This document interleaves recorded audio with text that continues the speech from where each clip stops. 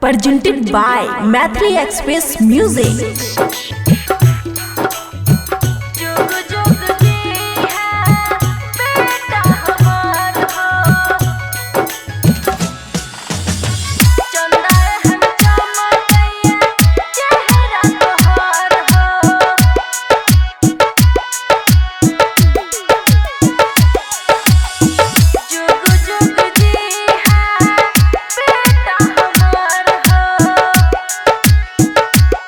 खुशी recording studio Baluaha.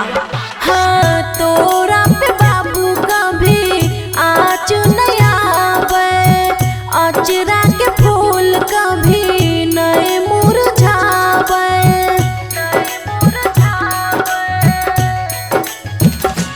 हाँ हाँ तोरा पे बाबू कभी आँच नहीं आवे, अचरा के फूल कभी नहीं मुरझावे।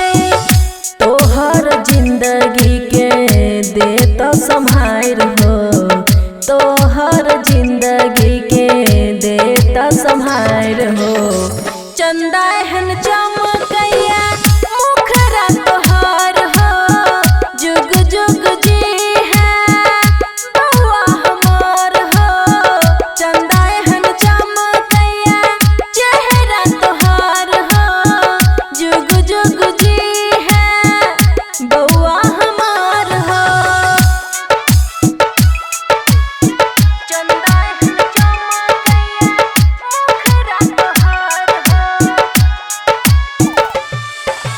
डीजे गुड मधुबनी, डीजे जुग जुग जी है बउआ हमार हो।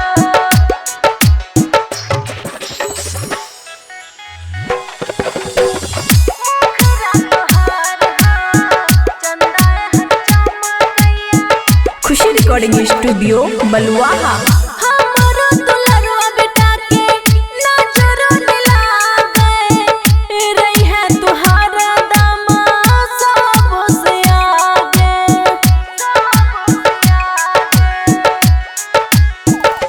हाँ हाँ पढ़ लिख के बेटा नाम कमाई है, कोनो परेशानी से नहीं कबो डरई है।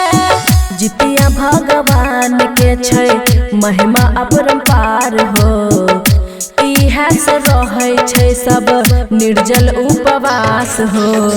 चंदा हन चमकैया मुखरा तोहर हो, जुग जुग जी है बउआ हमार हो।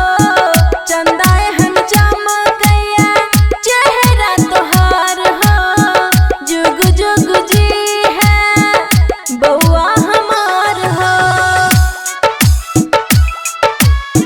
चंदा हन चमकैया मुखरा तोहर हो। डीजे गुड मधुबनी, डीजे जुग जुग जी है बउआ हमार हो। खुशी रिकॉर्डिंग स्टूडियो बलुआहा। मुखरा तोहर हो, चंदा हन चमकैया। हाँ हाँ हमरो मार तोरा लग जाए, रोग बलाई नहीं तोरा छुई पाए।